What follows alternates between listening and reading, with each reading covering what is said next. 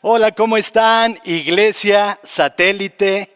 Me da muchísimo gusto poder estar aquí y saludarles. A nombre de nuestro pastor, reciban cada uno de ustedes un saludo. Él ahorita se encuentra de viaje y bueno, por tal motivo me siento privilegiado de que me haya invitado para poder estar aquí con ustedes compartiendo la palabra, que ya tenía un buen rato que no lo hacía. Así que pues muchísimas gracias, pastor, y bueno, espero, iglesia, que sea un tiempo donde podamos poner nuestra mente y corazón delante de Dios para recibir el mensaje que tiene Él para el día de hoy a nuestras vidas y corazones. Y fíjense que hoy pues vamos a hablar acerca de esta serie que hemos estado llevando que se llama ¿Qué más quieres? En donde Pablo, bueno, pues ya estamos terminando esta serie. Pablo ya es lo último que está escribiendo de esta carta y bueno, pues él nos va a enseñar acerca de lo importante que es la iglesia y el servicio dentro de ella. ¿Quiénes son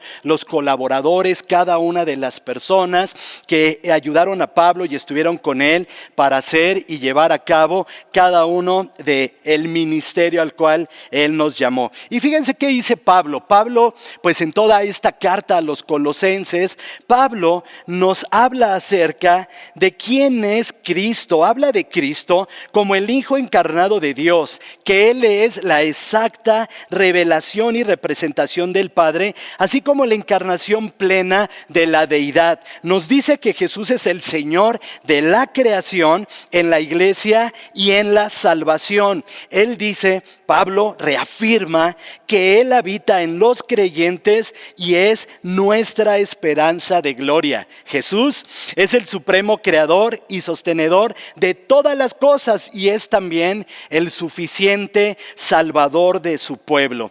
Así que bueno, nos está presentando Pablo quién es Jesús y bueno, ahora va a terminar dándole gracias a Dios por todo lo que Él ha hecho y en esta porción hablando también de aquellos que han estado colaborando con Él. Así que el mensaje de hoy se llama Nada como la iglesia. Qué importante es pensar acerca de la iglesia y el papel que cada uno de nosotros tiene para con ella a través de los dones, talentos, habilidades que Dios nos ha dado para poderlas poner a su servicio. ¿Qué les parece si oramos para ponernos en manos de Dios y que sea Él quien nos hable en esta mañana? Bendito Señor, queremos darte muchas gracias por la oportunidad que nos das de acercarnos a ti para escuchar tu palabra. Te pedimos, Señor, que ella no vuelva vacía, Señor, y que cumpla el propósito que tú tienes en la vida de cada uno de nosotros. Padre Santo, permite que esta palabra, Señor, la podamos no solamente oír, sino podamos también ponerla en práctica. Así que, Padre, todo esto te lo pedimos y te damos muchas gracias en el nombre de Cristo Jesús. Amén. Bueno, me gustaría que pudieran abrir sus Biblias allá en Colosenses capítulo 4, versículos del 7 al 18, donde vamos a dar lectura a esta última parte de esta carta a los colosenses. Dice así la palabra de Dios, dice: nuestro querido hermano Tíquico, fiel servidor y colaborador en el Señor, les contará en detalle cómo me va. Lo envío a ustedes precisamente para que tengan noticias de nosotros y así cobren ánimo. Va con Onésimo, querido y fiel hermano, que es uno de ustedes. Ellos los pondrán al tanto de todo lo que sucede aquí. Aristarco, mi compañero de cárcel, les manda saludos, como también Marcos, el primo de Bernabé.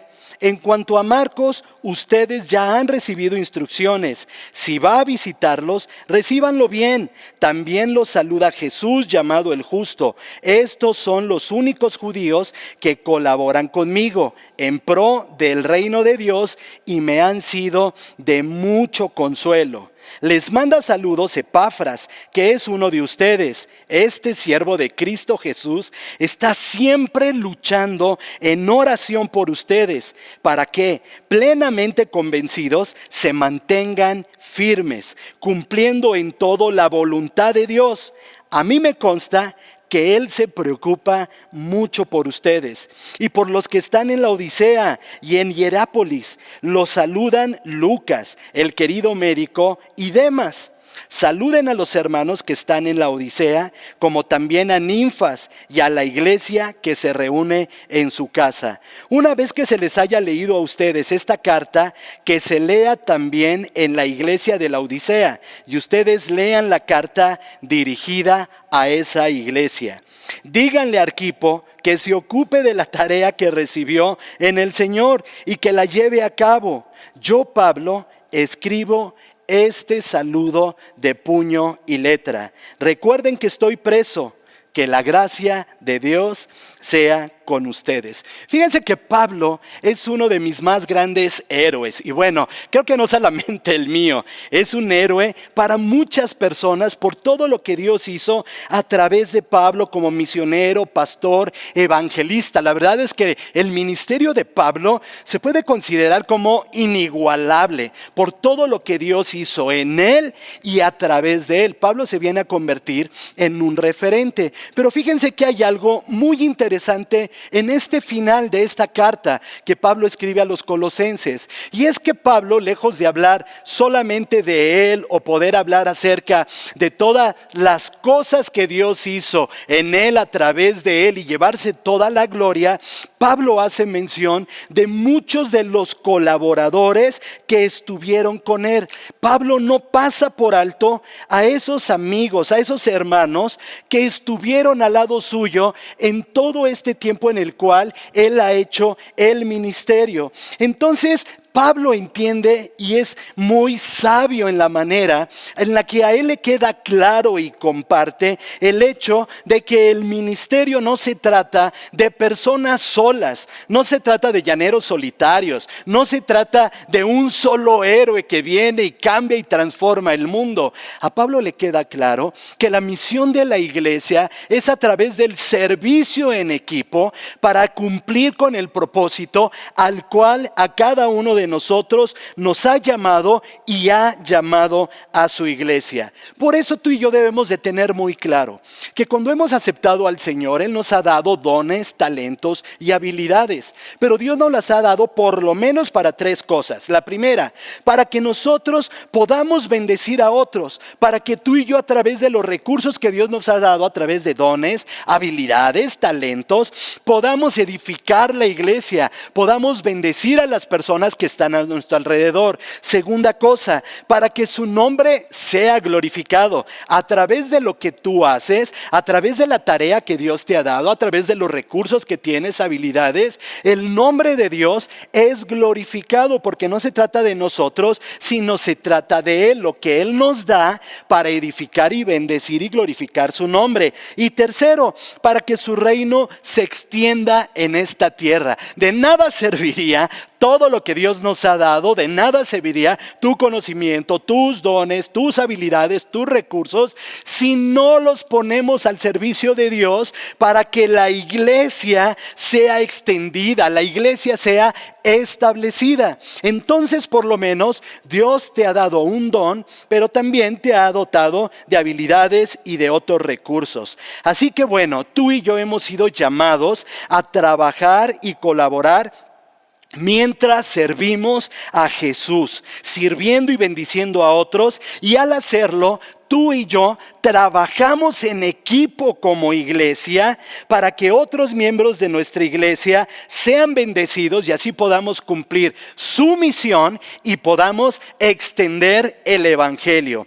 Por eso yo quiero compartirles 3 puntos acerca de lo que podemos aprender en este final de la carta a Colosenses. Vamos a ver que aprendemos de esta porción de la Escritura de cómo nuestros dones, habilidades y el trabajo en equipo haciendo iglesia pueden bendecir y extender el reino de Dios. Así que bueno, ¿cómo hacemos iglesia? Sirviendo a otros. Así que todos somos llamados a servir a Jesús. Todos somos llamados a ser un instrumento que Dios utilice para llevar a cabo su obra. Así que todos hemos recibido por lo menos un don. Mira, hay personas que han recibido tal vez más. Pero si por lo menos tú tienes un don, ese don lo tenemos que poner en práctica. Has recibido habilidades, hay muchas cosas de las cuales Dios te ha dotado que sabes hacer. Todo eso es para que lo pongamos tú y yo al servicio de Dios. El problema es que mucha gente cree que no todos podemos servir. Hay gente que dice, no, yo no puedo servir. ¿Por qué no puedo servir? Porque bueno, el servicio es para los teólogos, los que saben mucha Biblia, los que son buenos, santos y puros, ¿verdad? Mucha gente dice, no, pues yo cómo voy a servir. Si tú supieras que soy, si tú conocieras mi pasado, no, si conocieras mi pasado, obviamente no me invitarías a servir en la iglesia o Dios no me podría invitar para ser un instrumento útil en sus manos. ¿Sabes una cosa? Eso es un engaño del diablo, eso es un engaño del enemigo que te dice que tu pasado no te va a dejar servir y ser útil para Dios. De hecho, quien escribe la carta le queda muy claro este punto. ¿Por qué? Porque si sabemos quién era Pablo, la historia de Pablo, el pasado de Pablo, obviamente un asesino, quien él era un perseguidor de cristianos, ¿cómo lo ibas a invitar ahora para ser parte del ministerio de Dios y alguien importante para poder ser un misionero, compartir la palabra de Dios a los diferentes lugares a donde Dios lo llevaba? Obviamente, él hubiera sido la primera persona no apta para no servir a Dios por su pasado. Pero ¿sabes qué? No importa tu pasado. No importa. Y de hecho Pablo hace la mención de un hombre y nos habla de Onésimo. Onésimo. Ahora, ¿quién era Onésimo? Pablo se refiere a él como un querido y fiel hermano.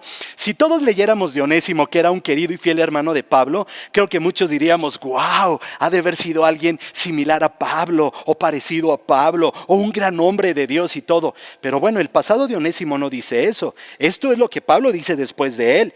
Pero antes, Onésimo es conocido como porque él era esclavo de Filemón. De hecho, hay una carta escrita a Filemón que yo te encargo que la leas. Está preciosa esa carta. Esa carta puede hablar mucho a nuestro corazón acerca de cómo restaurar relaciones. Bueno, Onésimo, fíjate quién era. Era un esclavo, era de la clase más baja del Imperio Romano, era un delincuente, un ladrón y un fugitivo. Si pensamos en Onésimo como su pasado, obviamente él no podía ser útil para Dios. Pero bueno, la carta a Filemón que yo les hago, Pablo apela a Onésimo como alguien que debería recibir el perdón de su amo, de Filemón. ¿Por qué? Porque Onésimo le había robado a su amo y había salido fugitivo, se había huido.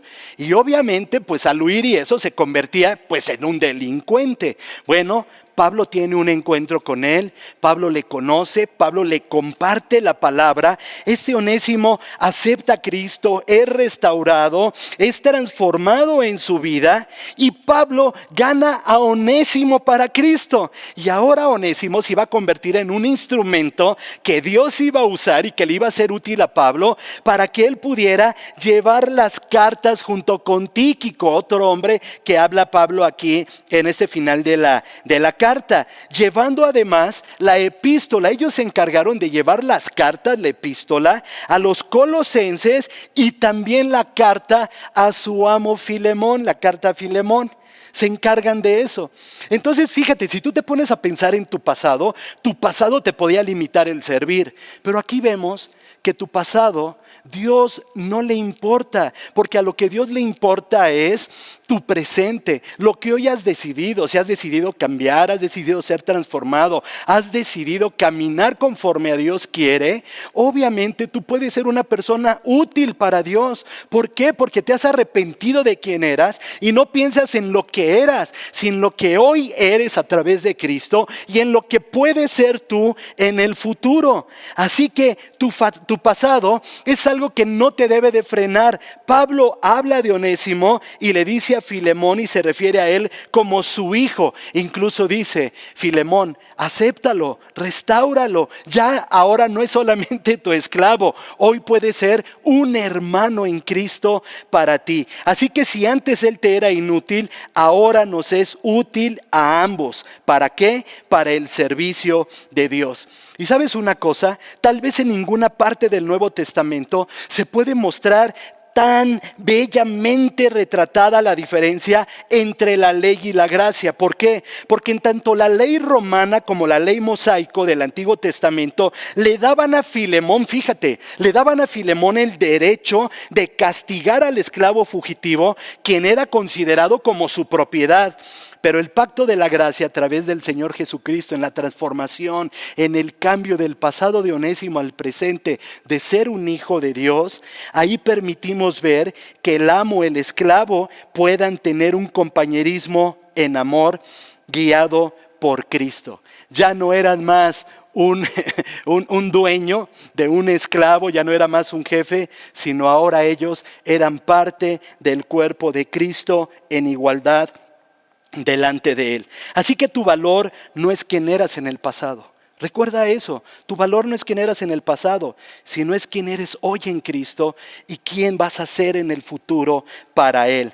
Así que pues quédate con esto, porque esto puede ser un freno que hoy, a través de lo que Pablo nos enseña, eso no puede ser algo que impida que tú puedas edificar a la iglesia. Segunda cosa que vemos aquí es que debemos de seguir sirviendo a Dios, aunque hayamos fracasado en el intento. Fíjate que muchas personas dejan de servir actualmente a Dios y a la iglesia porque en algún momento de su vida o de ministerio fracasaron. A lo mejor cometiste un error, hubo una falta, te desilusionaste, te desanimaste, te volviste apático, a lo mejor hasta criticón, yo no sé. Y eso hizo que tú te apartaras del servicio a Dios. Entonces, muchos hoy en día dicen, no puedo servir a Dios porque en algún momento fracasé en el intento. Algo pasó que dejé de servir. Pero ¿sabes una cosa? Dios es un Dios de las segundas oportunidades.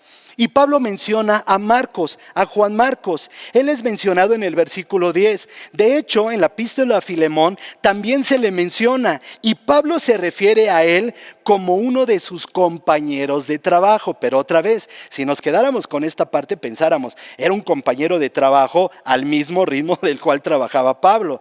Pero ¿sabes una cosa?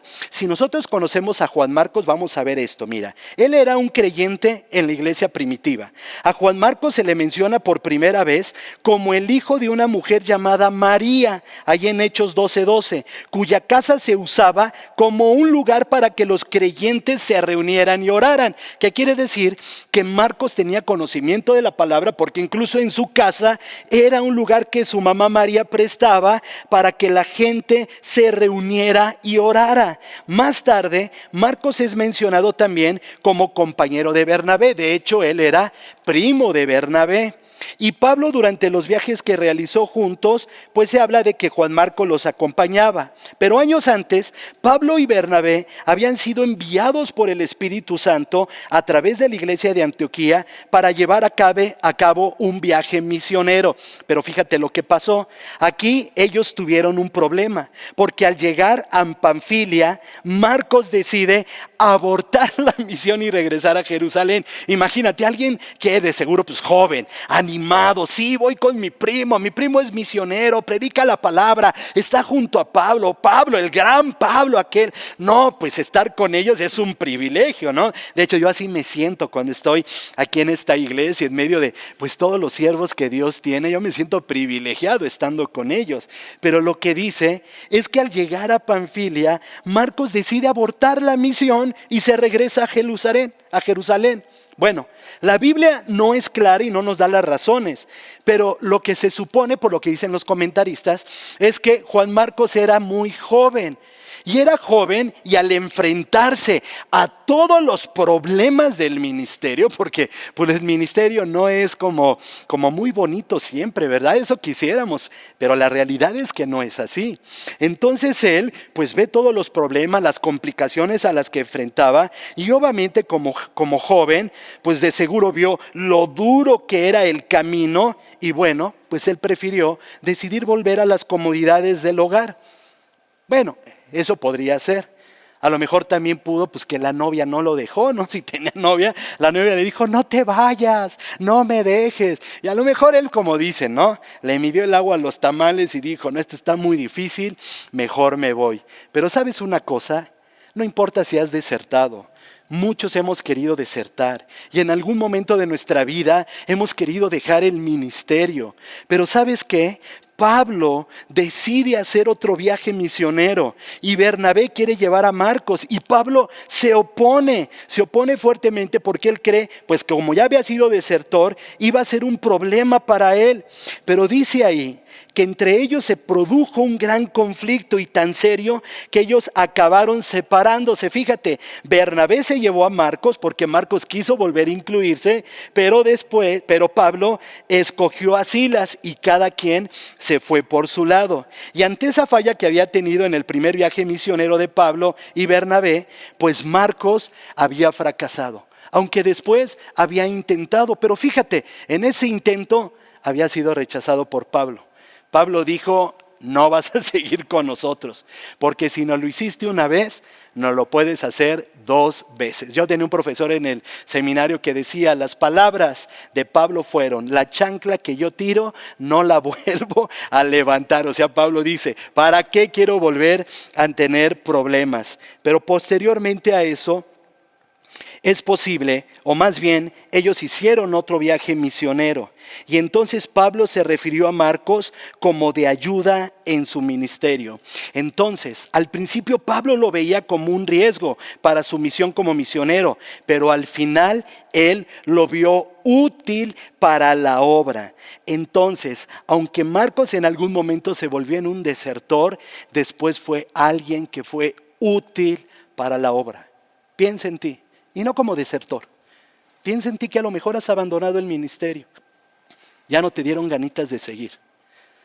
A lo mejor hubieron dificultades. Que en tu corazón el enemigo empezó a poner ideas y dijo, ¿para qué sirves? No te quieren, no eres útil, no puedes volver a tener una segunda oportunidad. Lo que aquí vemos es que tú puedes tener otra segunda oportunidad.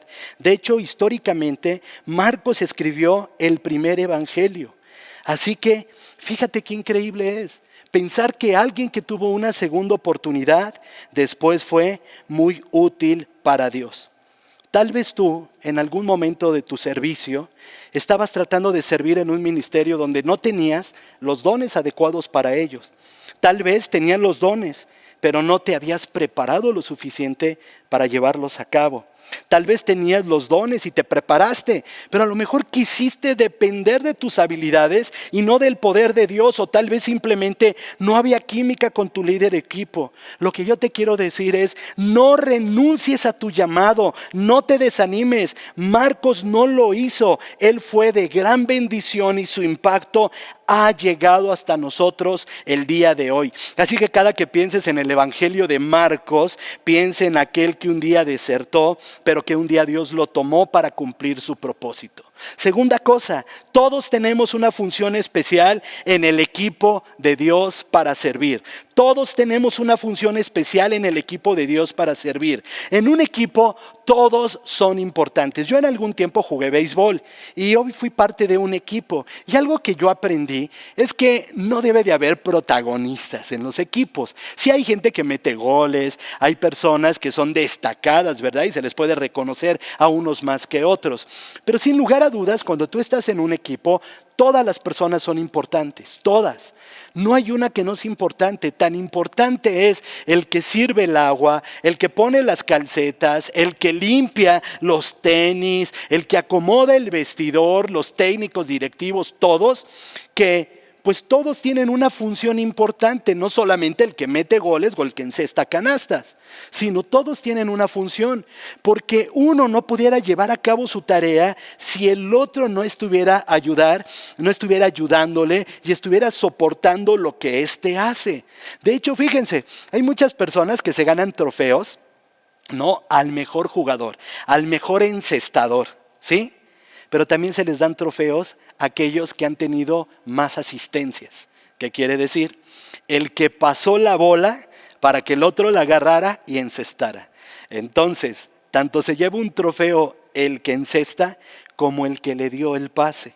porque todos somos importantes, somos nosotros un equipo y tenemos cada uno una función muy especial. La palabra dice que todos somos un cuerpo y que tanto la mano como la oreja y la boca son útiles y cada uno tiene una función. Nos necesitamos unos a otros, es lo que tú y yo tenemos que entender, y Pablo está diciendo en la diversidad de dones, habilidades que cada uno tiene, somos importantes porque nos necesitamos, porque cada uno tiene que hacer una función. Así que tú no te sientas menos, no te sientas menos en la labor que Dios te ha puesto. Ahí eres necesario y eres útil para la iglesia y para el servicio y la obra de Dios. Muchos podrían pensar, las personas importantes dentro de la iglesia, ¿quiénes son? Los pastores, los que predican, ¿no? Porque pues nos ven aquí, muchos dicen, yo quisiera predicar, pero ¿sabes una cosa?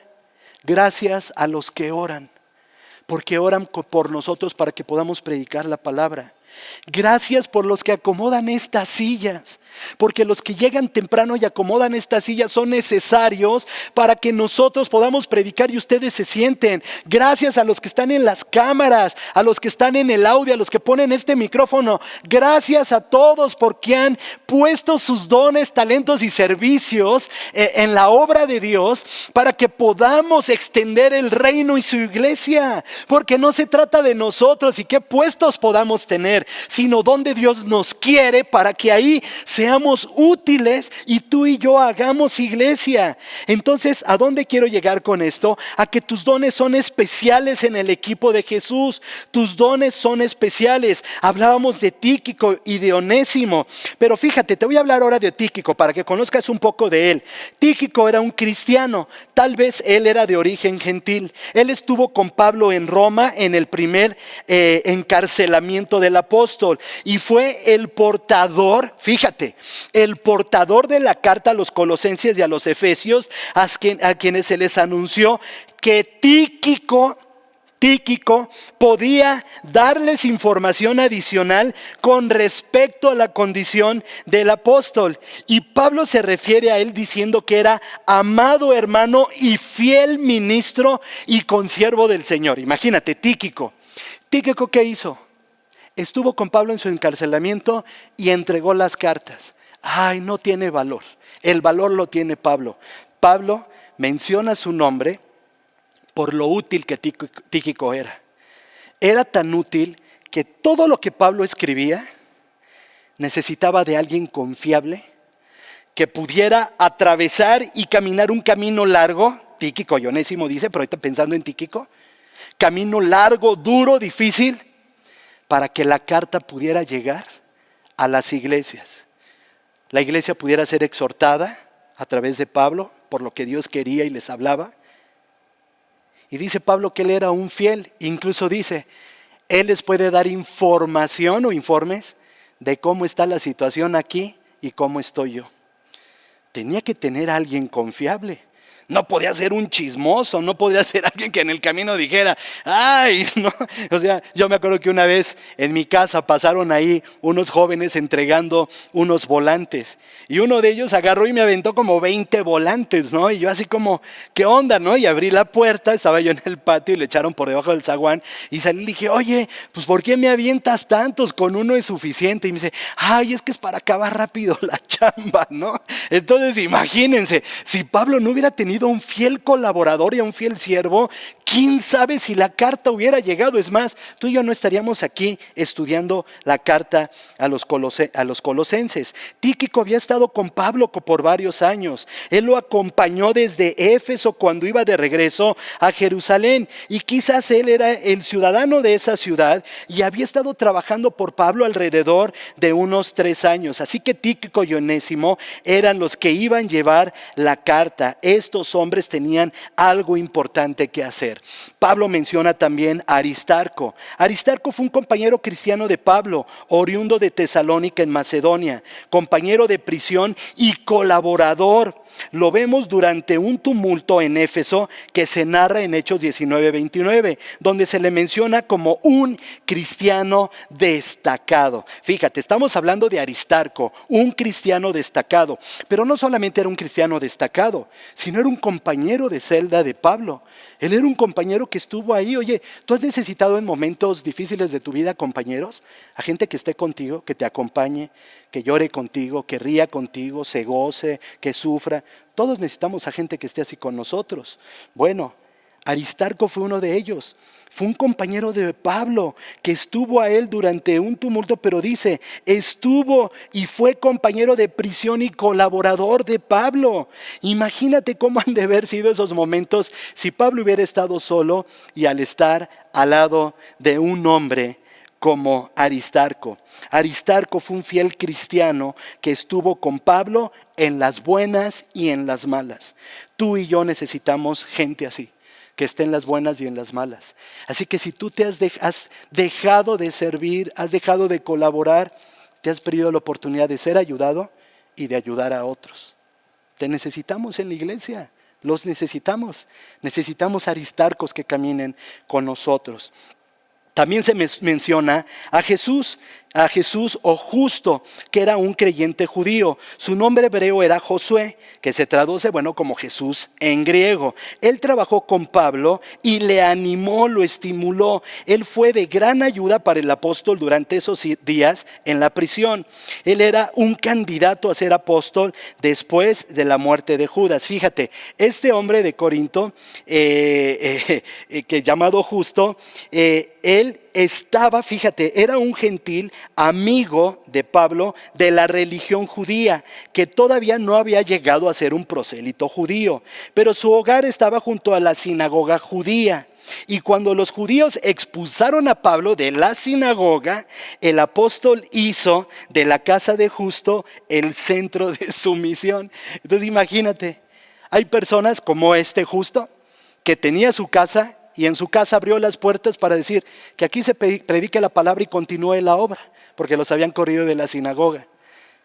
Piensa cómo puedes servir al Señor, puedes abrir tu casa, puedes prestar tu coche, puedes hacer un montón de cosas para ponerlas al servicio de Dios. Se menciona también a un Epafras. Epafras era un gentil y probablemente el pastor fundador de la iglesia de Colosas. Este hombre creía en el ministerio de la palabra de Dios y en la oración. Él era un guerrero de oración.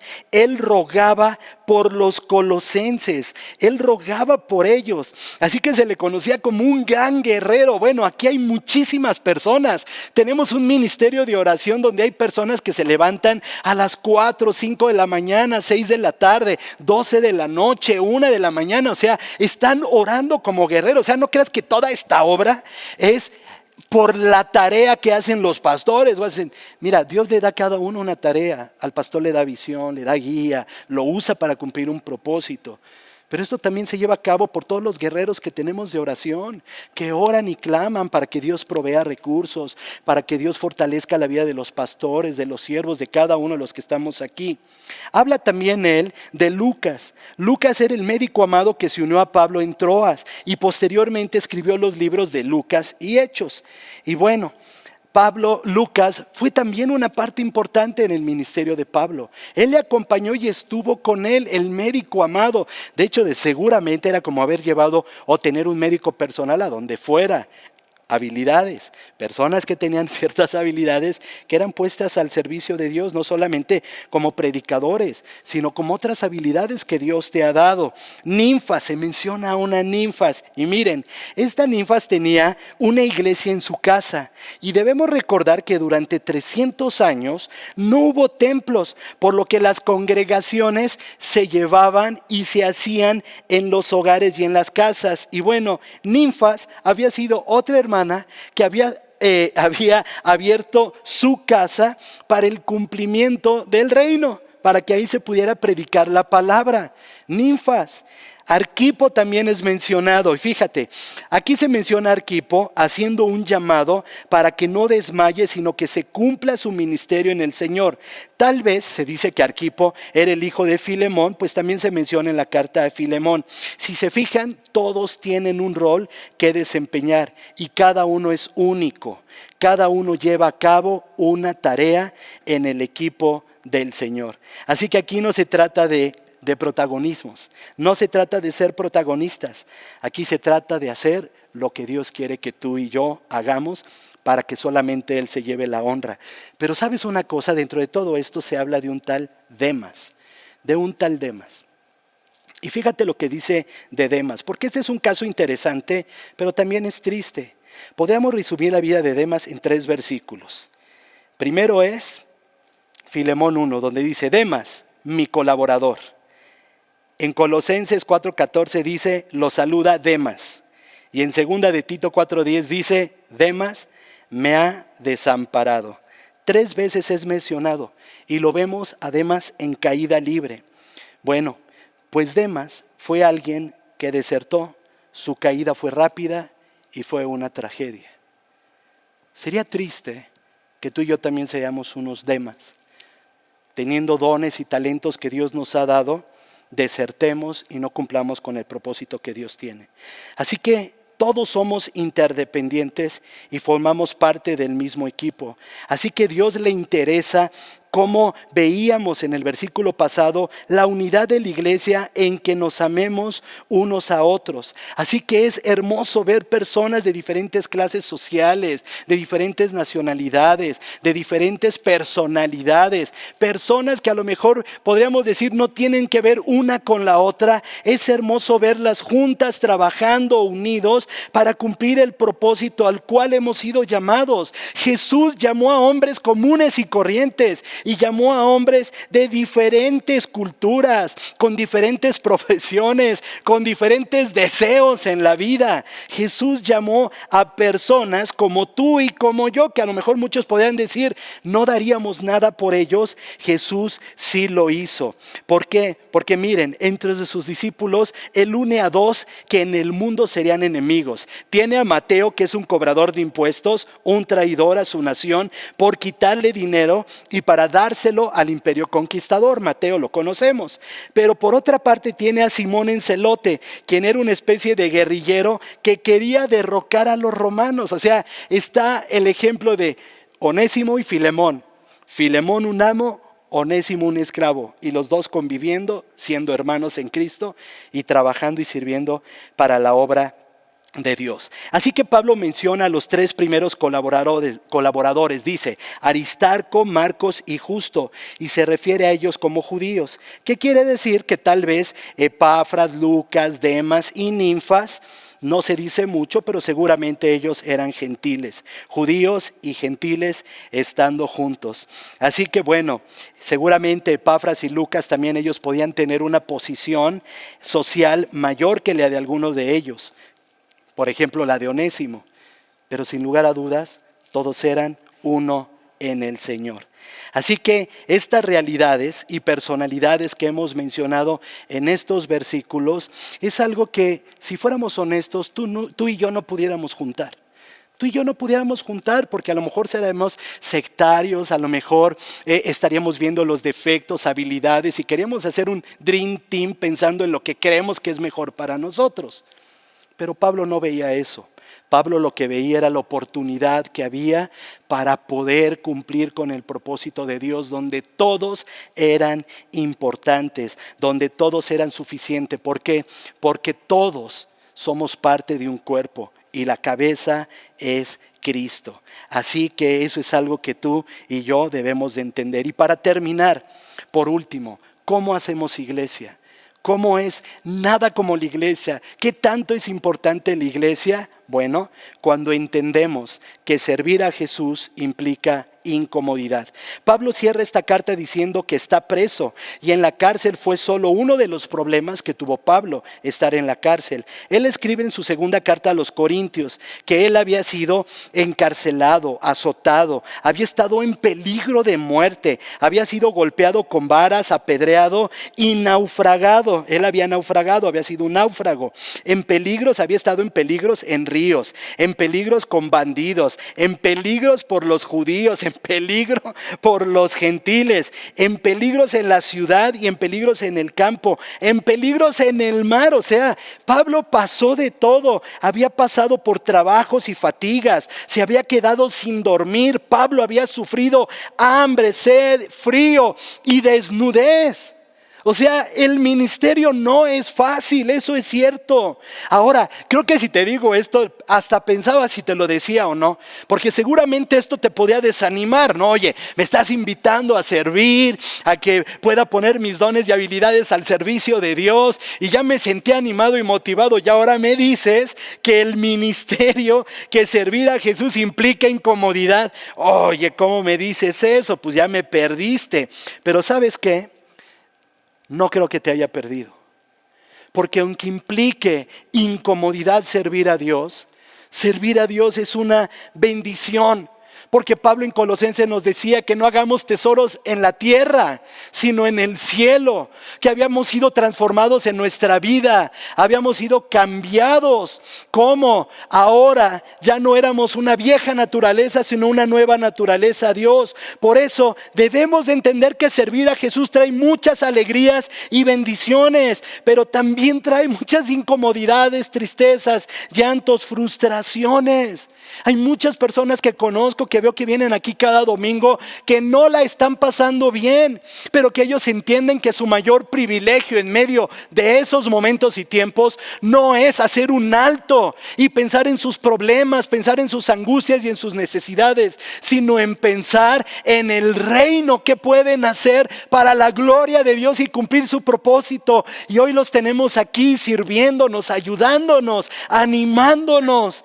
Debemos de darle gracias a Dios por ello.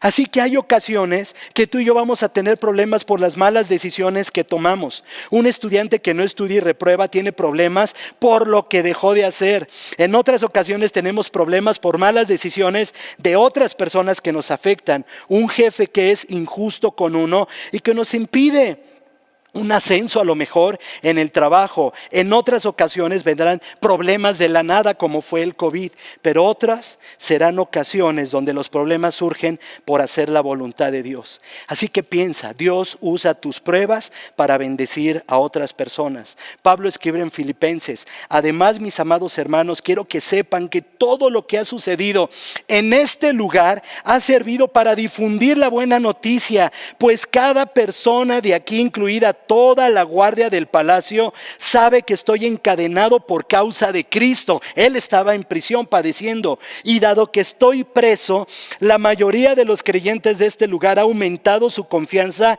y anuncia con valentía el mensaje de Dios. Entonces Pablo está diciendo: estoy padeciendo por Cristo, pero mi padecimiento está cumpliendo con el propósito de Dios, porque a través de mi padecimiento mucha gente se ha animado para sin temor salir y predicar el evangelio de Dios. Entonces las circunstancias difíciles para ti bendicen a la iglesia, Dios las usa, edifican la vida de otros. Así que no debes de tener miedo, sino deposita tu confianza en el Señor Jesús, como Pablo te dice.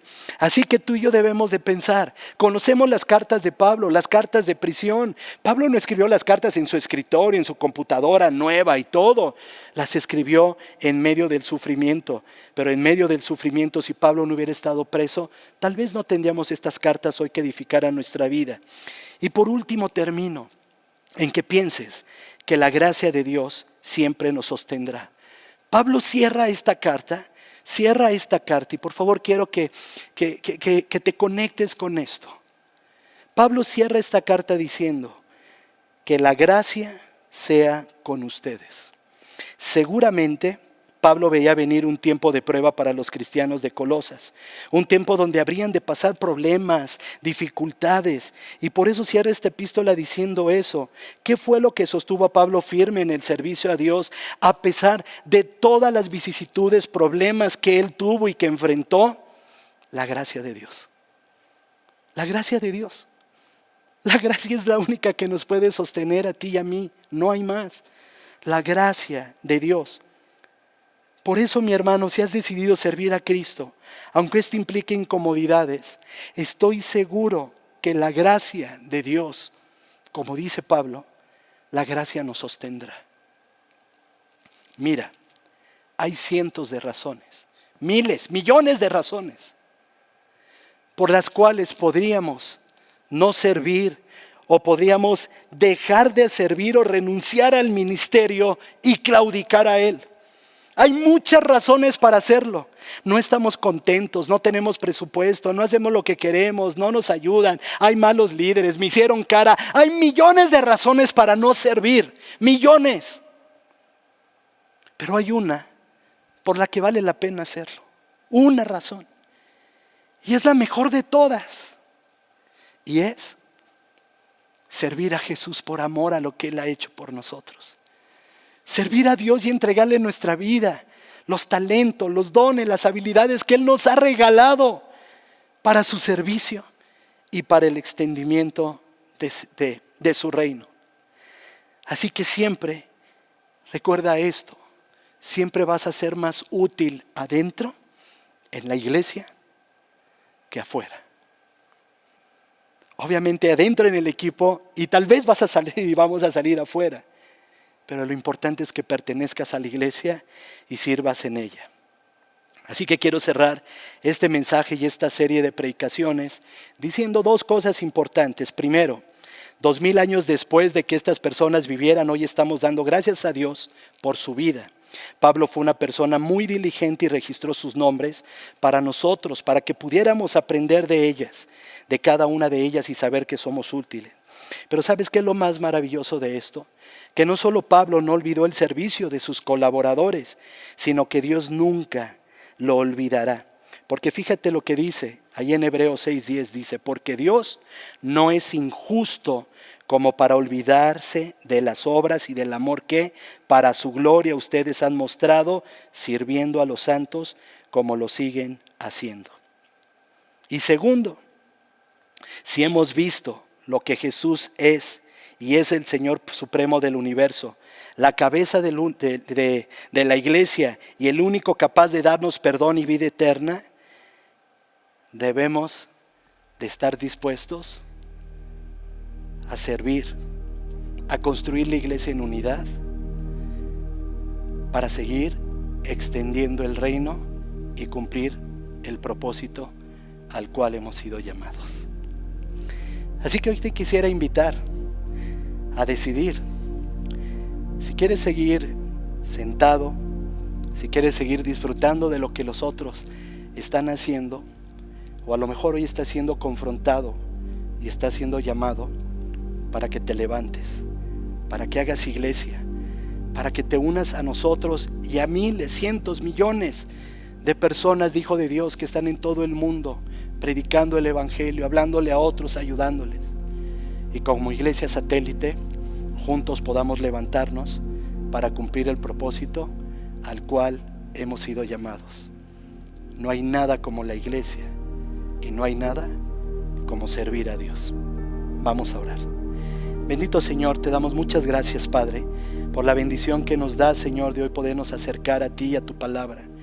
Gracias, Señor, porque a través de la vida de Pablo y en este cierre, Señor, que podría ser como un cierre cualquiera donde leemos nombres, hoy podemos aprender, Señor, que en la diversidad, Señor, en el carácter, temperamento, habilidad que cada uno tiene, tú nos has conjuntado, Señor, para hacerte útiles y cumplir el propósito al cual hemos sido llamados. Yo quiero orar, Señor, por cada persona que a lo mejor se ha quedado en el camino, Señor, y a lo mejor ha abandonado el ministerio. A lo mejor hay muchas personas que hoy, Señor, quieren servir, pero hay algo que ven que les puede impedir, su pasado, algo, Señor, que los pueda estar frenando. Señor, yo te pido, Señor, que de acuerdo a cada uno y a la necesidad que tú sabes que tenemos y al llamado que nos estás haciendo, Señor, que nos podamos levantar hoy. Por eso la invitación que hoy te hago es que si tú quieres hoy servir al Señor, es que si tú quieres hoy decirle, Señor, quiero hacer iglesia y quiero trabajar y poner todo lo que me ha regalado a favor de ella, te voy a pedir que hoy te pongas de pie. Y así puesto de pie le digas, Señor, heme aquí, envíame a mí. Todo para gloria y honra de tu santo nombre. Todo esto te lo pedimos, Señor, y te damos gracias en el nombre de Cristo Jesús. Amén.